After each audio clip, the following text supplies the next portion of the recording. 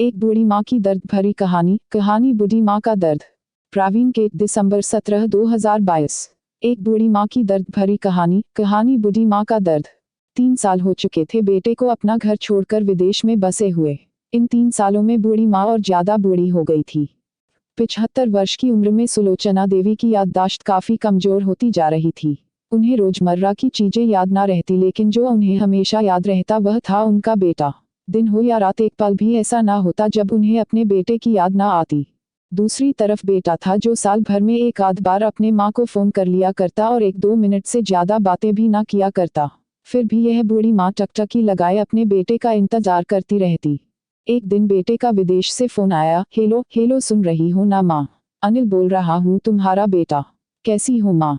हूँ बेटा, तुम बहू और मेरा पोता कैसा है? माँ ने पूछा। सब अच्छे हैं माँ, मैं अगले हफ्ते गांव आ रहा हूँ माँ, तुम्हें लेने।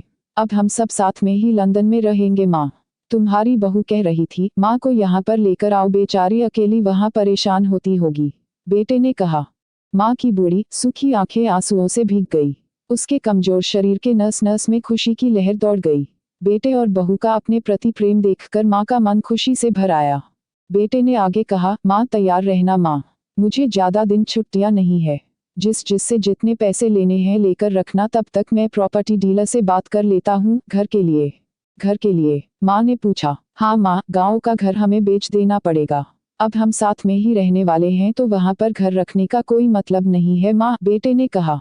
बुढ़ापे की वजह से ठीक से चलने में असक्षम माँ ने पूरे मोहल्ले में घूम घूम कर अपनी इस खुशखबरी को सबको सुनाया।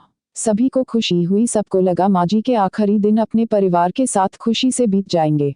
घर वापस आकर माँ ने अपने घर के कोने कोने को ऐसे देखा जैसे वह अपने दूसरे बेटे को देख रही हो।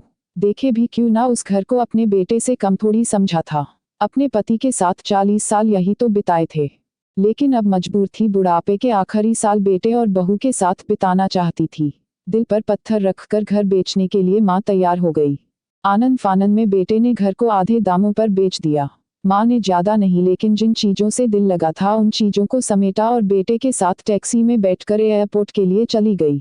एयरपोर्ट पर आकर बेटे ने माँ से कहा, माँ तुम यहाँ बेंच पर बैठो, मैं सामान और बोर्डिंग पास की जांच करा कर आता हूँ।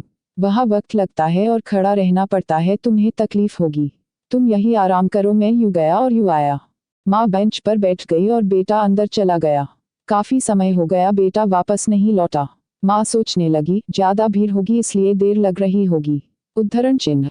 अंधेरा होने को आया, अब तो लोगों की चहलकदमी भी कम होने लगी। माँ को अब चिंता होने लगी। एक कर्मचारी ने आकर पूछा, किससे मिलना है माँ जी आपको? यहाँ पर क्यों बैठी है? डरती हुई आवाज में सुलोचना देवी बोली, मेरा बेटा अंदर सामान की जांच कराने गया है। लंदन जा रहे हैं हम। क्या नाम है माँ जी आपके बेटे का? कर्मचारी ने पूछा। अनिल नाम है मेरे बेटे का, सुलोचना देवी ने बताया। कर्मचारी अंदर गया और थोड़ी देर बाद बाहर लौटा।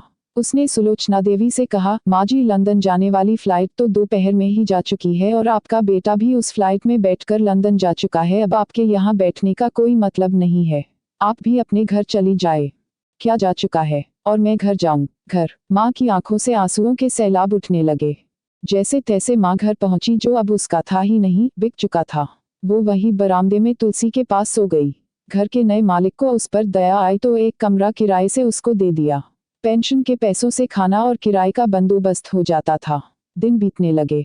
कुछ दिनों बाद घर के नए मालिक ने सुलोचना देवी से कहा, माँ जी आप अपने रिश्तेदारों के यहाँ पर जाकर क्यों नहीं रहती है? इस उम्र में आपके लिए वही अच्छा होगा। अच्छा तो होगा, लेकिन अगर मेरा बेटा वापस आया तो उसका ख्याल कौन रखेगा? मेरा बेटा बहुत भोला है, उसे अपना ख्याल रखना बिल्कुल नहीं आता। मैं कहीं नहीं जाऊंगी, क्या पता कब उसे मेरी जरूरत पड़ जाए।